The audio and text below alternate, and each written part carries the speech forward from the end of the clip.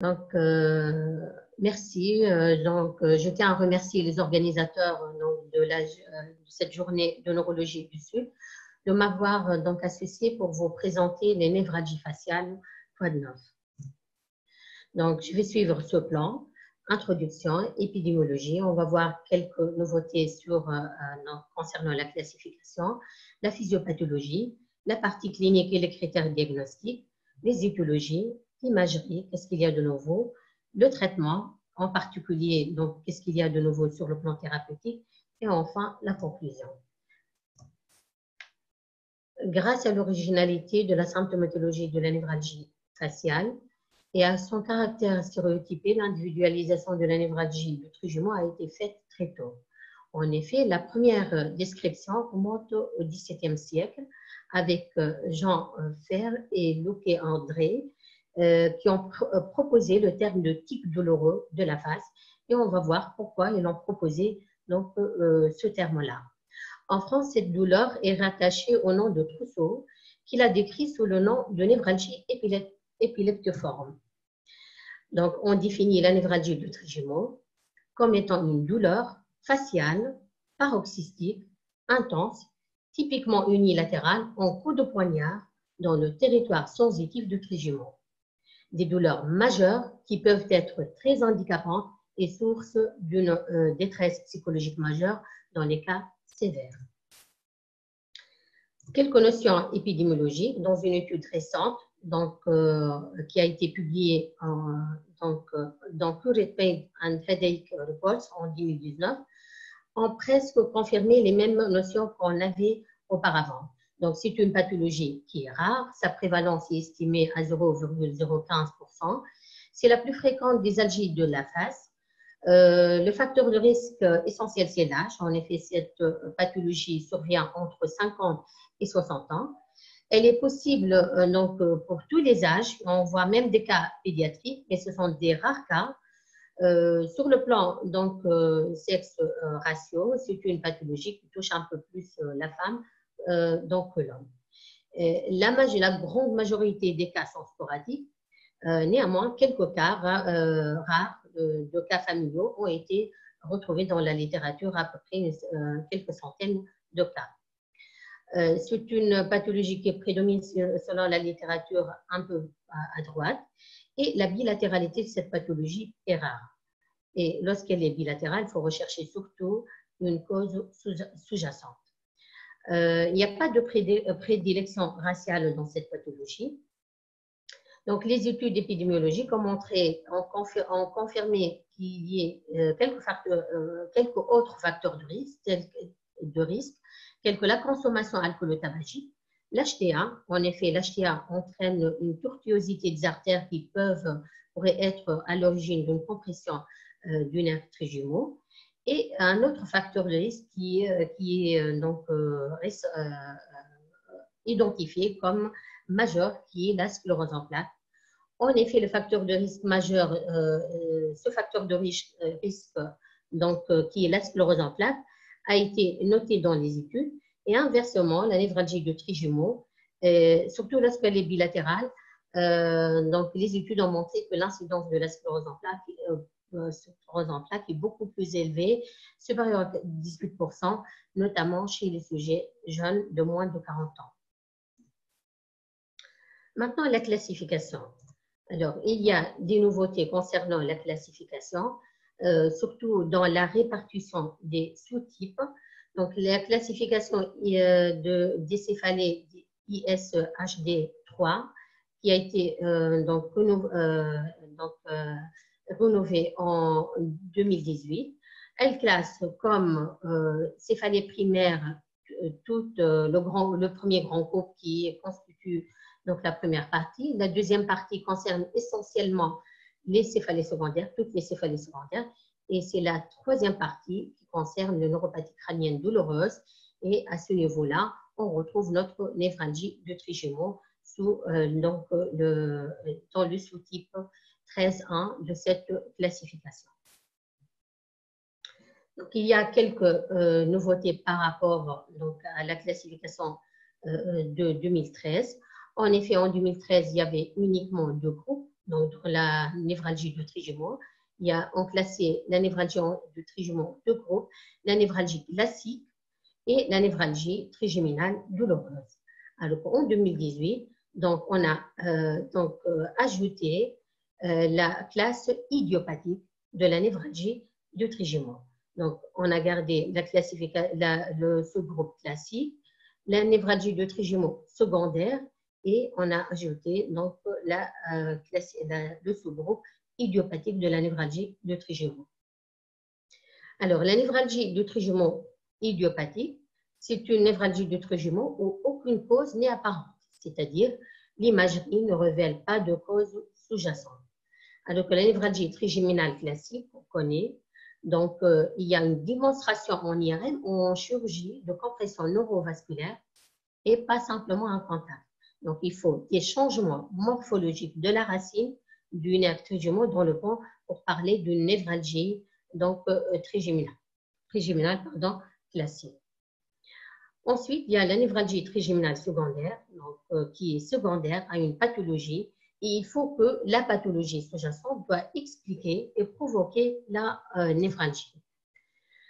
Maintenant, sur le plan physiopathologique, donc les études, il n'y a pas beaucoup de nouveautés dans la physiopathologie, donc tant pour la névralgie classique que dans la névralgie secondaire.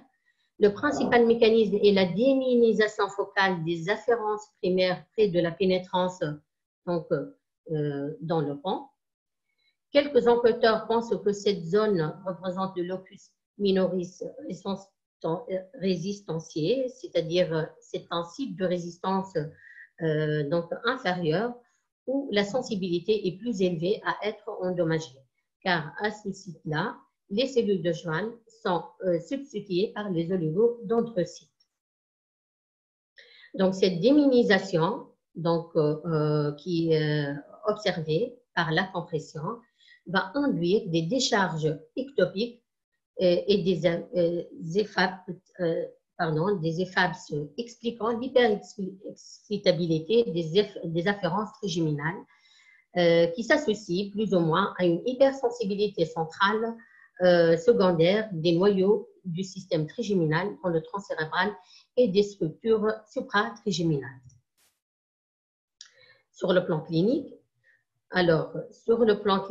le diagnostic clinique repose sur 5 éléments essentiels. Donc, le décours temporel de la pathologie, l'intensité de la douleur, c'est une douleur violente, la topographie de la douleur, les circonstances de déclenchement de la douleur, donc la zone gâchette, l'existence d'une période réfractaire entre les crises douloureuses et l'absence de signes déficitaires neurologiques après les crises douloureuses. Donc, la classification internationale des céphalées, voilà la description selon la classification. C'est une douleur unilatérale, récurrente, donc décrite comme des brefs chocs électriques. Le début et les fins sont brutaux, limités au territoire d'une ou de plusieurs branches du nerf trijumeau, déclenchés par des stimuli normalement indolores, sans cause apparente ou le résultat d'une autre affection diagnostiquée. On peut y avoir une douleur continue, concomitante, d'intensité modérée dans le territoire des branches nerveuses touchées. Donc, les termes utilisés précédemment, les tics douloureux et la névralgie primaire du trijumeau. Donc, plus rarement, le malade va sentir un broiement, un arrachement ou une brûlure. Chez quelques patients, la douleur peut irradier vers le territoire d'une autre branche, mais elle reste dans les dermatomes du trijumeau. La durée peut changer avec le temps, avec des paroxysmes devenant plus prolongés. La douleur peut devenir plus sévère avec le temps, avec moins de rémission. Sur le plan clinique aussi, hormis la zone gâchette, la plupart des patients n'ont pas d'anomalie sensitive dans le territoire du trijumeau. Lorsque la crise survient, le malade s'immobilise dans une attitude douloureuse et grimaçante, ce qui donc définit le terme de tic douloureux de la face. Des signes dysautonomiques modérés, tels que le larmoiement ou une rougeur de l'œil ipsilatéral, peuvent être présents. Et à ce moment-là, il faut faire attention dans les diagnostics différentiels avec l'algie vasculaire de la face. l'examen neurologique peut montrer des déficits sensitifs, ce qui doit inciter à rechercher une cause par la neuroimagerie. Toujours dans les critères diagnostiques, il faut que les paroxysmes soient récurrents, de la douleur, avec des douleurs faciales unilatérales, dans le territoire d'une ou de plusieurs branches de trijumeaux, sans irradiation au-delà et répondant aux critères B et C. Donc, il faut que la douleur soit à toutes les caractéristiques suivantes. C'est une douleur qui dure entre une fraction de seconde et 2 minutes, d'intensité sévère, donc c'est une douleur violente, à type de choc électrique, d'élancement, de coups de poignard ou de piqûre. Elle est provoquée par des stimuli normalement indolores dans le territoire de trijumeau affecté et elle n'est pas mieux expliquée par un autre diagnostic de la classification. Donc, sur le plan clinique, devant une douleur faciale unilatérale, donc, il faut voir l'histoire clinique et voir la distribution de la douleur. Est-ce qu'elle est dans le territoire du trijumeau, bel et bien dans le territoire du trijumeau ou pas? Est-ce qu'il y a le côté paroxystique donc de la douleur? Si oui, une névralgie de trijumeau est fortement suspectée. Donc, à ce moment-là, il faut faire un examen donc, neurologique et rechercher donc, s'il y a des signes neurologiques associés. Donc, si il n'y a pas d'atteinte à l'examen neurologique, on va compléter par les investigations qui sont l'IRM cérébral, notamment 3 Tesla. On va voir par la suite. Donc, si l'IRM est strictement normal, avec un examen neurologique normal, on parle d'une névralgie de trijumeau idiopathique. Donc, si on trouve une compression donc, vasculaire donc, du nerf par un vaisseau, c'est la forme classique de la névralgie du trijumeau. Si on va trouver d'autres anomalies, telles qu'une sclérose en plaques par exemple, on parle donc de la névralgie du trijumeau secondaire. En ce qui concerne les étiologies, la névralgie trigéminale classique, donc la base c'est un conflit vasculo-nerveux, peut être artériel ou veineux, c'est le facteur éthiopathogénique majeur. Donc, on peut avoir aussi un méga de leucoartère au niveau de la citerne pré-protubérantielle. Et cette artère, c'est souvent l'artère cérébrale supérieure qui est, qui est en train de comprimer le nerf trijumeau donc, à sa racine. La compression et les pulsations entraînent une dynamisation au niveau de la portion centrale de la racine du tronc et de sa zone transitionnelle.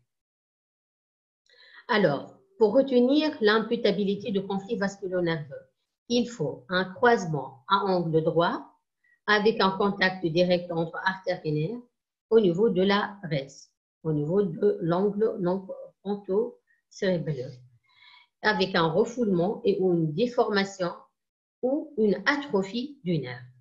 Et il faut bien sûr qu'il y ait une concordance entre la clinique et l'imagerie. Pour la névralgie trigéminale secondaire, la maladie sous-jacente doit expliquer et provoquer la névralgie.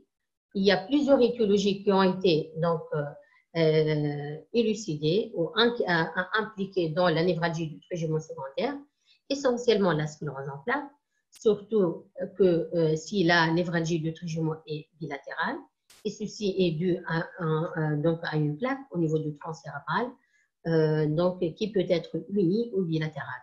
Donc, il faut penser à une sclérose en plaques devant toute névralgie du trijumeau chez un sujet de moins de 40 ans. Alors, en ce qui concerne l'imagerie, il faut savoir que les indications sont les suivantes. Il faut demander une imagerie cérébrale à la recherche d'une étiologie secondaire. Ce n'est pas pour confirmer la névralgie du trijumeau, mais pour rechercher une étiologie secondaire. Et il faut rechercher, demander l'IRM pour rechercher le conflit vasculo-nerveux, même si la névralgie trigéminale classique est évidente. Quel examen faut-il prescrire? D'emblée, il faut demander une IRM cérébrale.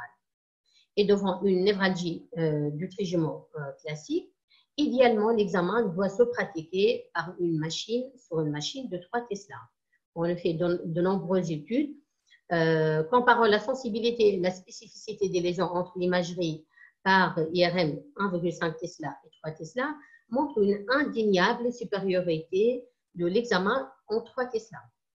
Et il faut faire des coupes axiales T2, 3D, avec haute résolution et surtout des coupes très fines, inférieures à 0,5 mm. Attention au piège, il faut savoir que l'IRM peut montrer un contact vasculo-nerveux du sein chez des sujets asymptomatiques. Donc, un simple contact ne fait pas le diagnostic d'une névralgie du trijumeau. Donc, il faut qu'il y ait d'autres signes. Et en plus, une IRM peut être normale chez des sujets avec une névralgie du sein classique. Donc, pour retenir le conflit vasculo-nerveux, il faut avoir donc, une compression comme ceci, avec une déformation et une atrophie ou une atrophie, et non pas un simple contact. Donc, quelques nouveautés sur le plan imagerie que j'ai retrouvées dans cet article qui a été publié récemment en mai 2020, donc dans Progression Neuropsychopharmacological Biology and Psychiatry. Donc, cette étude est une revue systématique avec méta-analyse de plusieurs études. Et cette étude a inclus 13 études, donc avec 407 patients ayant atteint de névralgie de trijumeau et 376 sujets sains. Le résultat de cette étude était donc le fait de révéler chez les patients atteints de névralgie de trijumeau des anomalies de volume de la substance grise, principalement au niveau des noyaux gris centraux, y compris le putamen, le noyau accumbens, le noyau caudé, l'amygdale, ainsi que le cortex singulaire, le thalamus, l'insula et le gyrus temporal supérieur. Donc, ces résultats fournissent un profil complet des modifications du volume de la substance grise chez les patients atteints de la névralgie du trijumeau et constituent une preuve solide que les volumes de la substance grise aberrants dans des régions du cerveau régulant et modérant le traitement sensorimoteur et affectif peuvent jouer un rôle important dans la physiopathologie de la névralgie du trijumeau. Qu'en est-il du traitement? Alors, le traitement consiste à deux volets. Il y a le traitement médical et le traitement chirurgical. Alors, quand commencer notre traitement? Donc, chez un patient qui se présente pour une névralgie du trijumeau, quand faut-il commencer le traitement? Alors, dès les débuts, dès qu'on fasse notre diagnostic, il faut commencer le traitement. Pourquoi? Parce qu'en l'absence de traitement de névralgie du sein, donc la névralgie augmente progressivement en intensité avec moins de périodes de rémission. Quelles sont les molécules qu'on va choisir?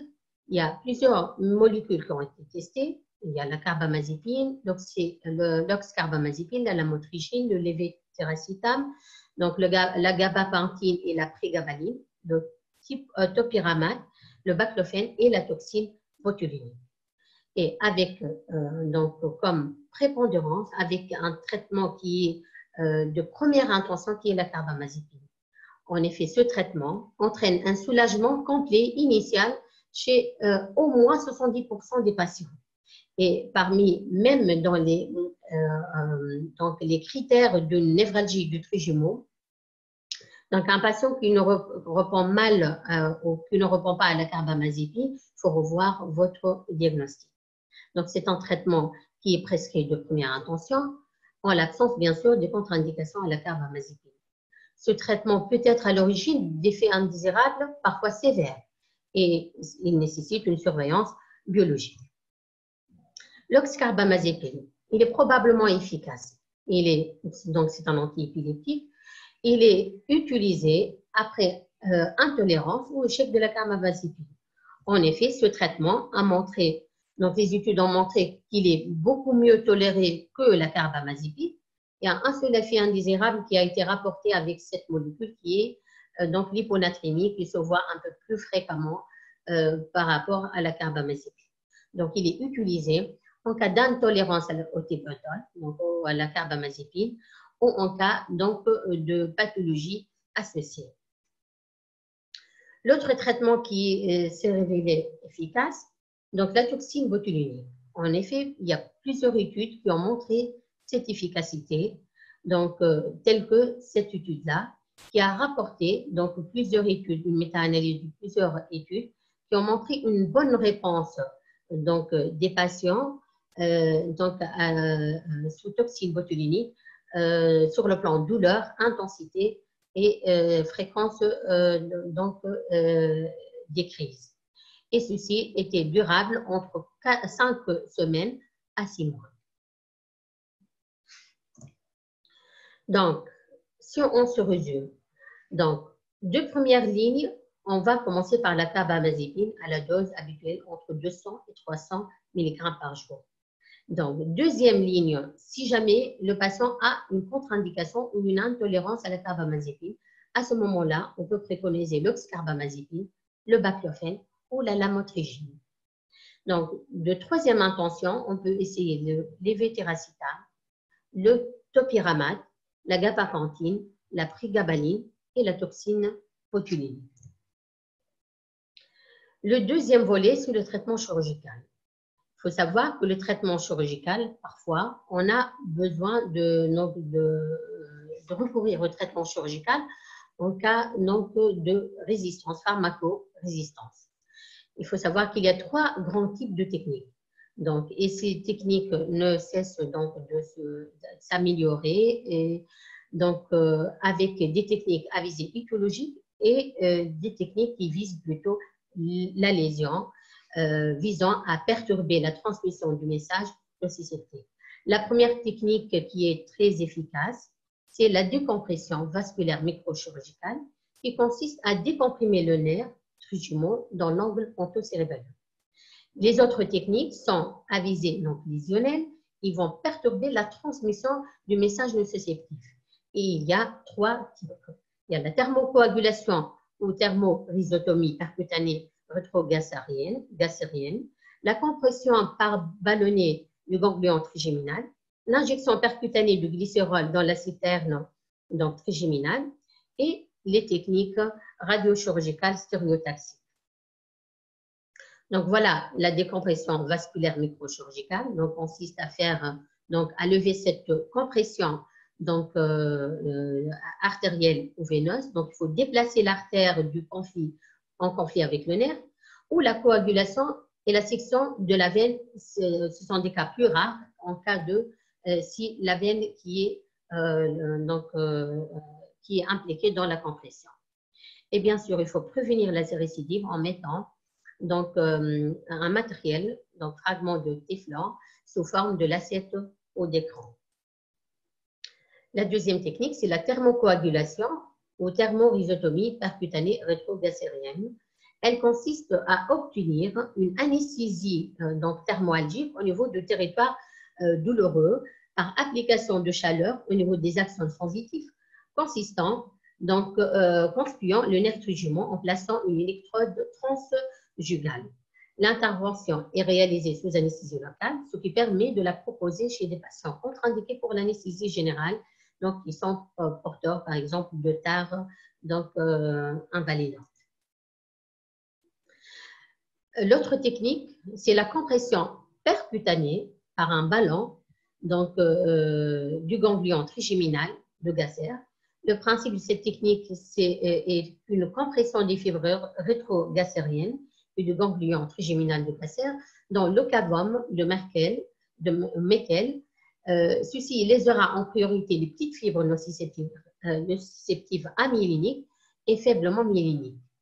Elle semble procurer moins d'hypoécisie trigéminale définitive par rapport à la thermocoagulation, ce qui lui garde un intérêt, notamment dans la névralgie de trijumeau du 5-1, où la kératite est redoutée. L'autre technique, c'est l'injection percutanée de glycérol dans la citerne trigéminale. Elle repose sur l'effet neurotoxique du glycérol au contact des fibres nerveuses du nerf trijumeau. L'autre méthode, c'est le traitement radiochirurgical stéréotaxique. par le CyberKnife ou la Gamma Knife. Donc, cette technique est peu invasive, consiste à irradier en une séance unique à dose élevée le nerf trijumeau en utilisant donc des techniques stéréotaxiques de repérage dans l'espace. Donc, le tableau suivant qui a été donc comparé les différentes méthodes chirurgicales. Donc, la décompression chirurgicale qui montre une réponse immédiate dans la majorité des cas, donc presque 98% des cas, et une réponse aussi à long terme assez importante, donc entre 62 et 89%. La thermocoagulation ou la rhizotomie percutanée, donc aussi efficace, donc comme réponse immédiate, et aussi à long terme. Donc, juste comme effet indésirable, c'est la parésie masticatrice et l'anesthésie douloureuse. Donc, par comparaison à la décompression chirurgicale, bien évidemment, la mortalité est beaucoup moindre. La troisième technique est aussi efficace, c'est la compression percutanée par ballonnet. Donc, à moyen terme, comme réponse immédiate, elle peut atteindre 100%. Par contre, la réponse à long terme est entre 54 et 91%.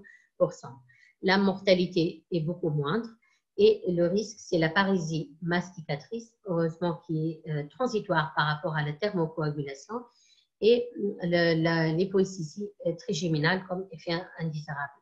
L'injection percutanée de glycérol, elle est un peu moins efficace que les autres, mais l'avantage, c'est que donc elle est moins, il n'y a pas de taux de mortalité par rapport aux autres, mais comme complication, c'est l'hypoesthésie, donc avec des cas d'éruption et herpétiforme et de kératite rebelle. Enfin, le traitement radiochirurgical stéréotaxique, donc qui est efficace à 3 mois, donc 92% de réussite, et même à long terme. Donc, le seul risque complication qui a été identifié, c'est l'hypoesthésie trigéminale, et c'est un traitement qui est non agressif par rapport à la chirurgie. Donc, dans la littérature, il n'y a pas d'études contrôlées, randomisées, évaluant les différentes techniques chirurgicales entre elles, ou le traitement médical versus traitement chirurgical, mais dans une large méta-analyse dans la littérature, l'Académie américaine de neurologie et la Fédération européenne des sociétés neurologiques indiquent que les patients bénéficiant d'une décompression non vasculaire chirurgicale, microchirurgicale, ont une plus longue période sans douleur qu'avec les autres techniques chirurgicales, mais au prix d'une mortalité non négligeable, réduite dans les équipes, bien évidemment, ayant une forte activité. Le traitement radiochirurgical stéréotaxique est la technique présentant le moins de complications. Alors, quand adresser notre patient souffrant d'une névralgie de trijumeau à un neurochirurgien, même s'il n'y a pas aujourd'hui un consensus sur la définition du caractère réfractaire, mais il y a certains éléments qui ont été proposés. Donc, premièrement, l'échec au traitement médical bien conduit, défini par la non-réponse au traitement médical utilisé à dose optimale, et ou la non-maintenance de l'effet thérapeutique, et ou l'existence d'effets indésirables, et ou la notion de contre-indication au traitement. La deuxième condition, c'est l'échec de 3 molécules utilisées à dose efficace, dont la carbamazépine. Y a-t-il un intérêt de certains traitements complémentaires comme l'acupuncture? Alors, il y a une étude qui a été publiée très récemment, donc récemment en 1999, c'est une méta-analyse qui a inclus 33 études cliniques randomisées qui ont comparé l'acupuncture manuelle ou électrique versus la carbamazépine et qui a comparé l'acupuncture avec carbamazépine versus carbamazépine seule. Le taux de réponse, donc les critères qui ont été pris sont l'intensité de la douleur, la fréquence des attaques et la qualité de vie, et ceci en utilisant des échelles validées. Donc, le résultat, c'est que l'acupuncture est supérieure à la carbamazépine seule. L'acupuncture associée à la carbamazépine, elle est plus efficace que la carbamazépine seule, mais le niveau de preuve des études bas n'a pas permis de prendre donc, ces résultats de façon confirmée. Bien évidemment, il faut d'autres études sur des larges séries pour pouvoir confirmer définitivement l'intérêt de ce traitement-là. Maintenant, il y a une autre étude qui est publiée en 2018, qui est une étude systématique qui a pris en compte la prise en charge de la névralgie du trijumeau chez les patients atteints de sclérose en plaques. Et cette étude a inclus 10 études donc, de patients atteints de sclérose en plaques ayant une névralgie du trijumeau. Donc, la conclusion, c'est que il faut commencer par le traitement médical de façon classique, comme dans la névralgie du trijumeau classique, donc par le Tegretol, et il n'y a pas besoin de faire la chirurgie dès le début. Donc, commencer par le traitement médical classique, et s'il n'y a pas d'amélioration, donc il faut passer à la chirurgie. Donc, je vous propose cet algorithme. Donc, en cas de diagnostic bien établi, il faut commencer d'emblée par la carbamazépine. En cas d'intolérance, il faut, aux défets indésirables, il faut donner l'oxcarbamazépine. Si le patient répond, c'est bon. S'il continue à répondre, c'est bon. Mais s'il commence à faire des effets indésirables ou s'il commence à avoir la symptomatologie récidivante, à ce moment-là, il faut proposer la chirurgie. Donc, si le malade ne peut pas prendre d'emblée la carbamazépine pour un effet indésirable, par exemple pour certaines contre-indications, à ce moment-là, il faut choisir une autre molécule antiépileptique, telle que la lamotrigine ou un autre antiépileptique de la liste. Si le patient est d'emblée non-répondeur, il faut réviser votre diagnostic. Si votre diagnostic est certain, à ce moment-là, il faut penser à la chirurgie. Donc, en conclusion, il y a une individualisation d'un nouveau sous-groupe qui est la névralgie du trijumeau idiopathique, donc par rapport à l'ancienne classification. Pour la névralgie du trijumeau classique, il faut avoir une compression avec une déformation ou une atrophie du nerf, et non pas un simple contact pour retenir le diagnostic de la névralgie du trijumeau classique. Il faut faire une attention particulière aux formes à début précoce, souvent révélatrices d'affection tumorale ou diminuante, telle que la sclérose en plaques, surtout si la névralgie est bilatérale. Donc, l'IRM cérébral s'impose. La carbamazépine est le meilleur traitement. Il est efficace dans plus de 70% des cas. C'est le traitement de première intention. Le pronostic est bon si le traitement est instauré tôt. Et il faut savoir, pour les formes rebelles, plusieurs techniques chirurgicales ont changé la qualité de vie de ces patients. Merci pour votre attention.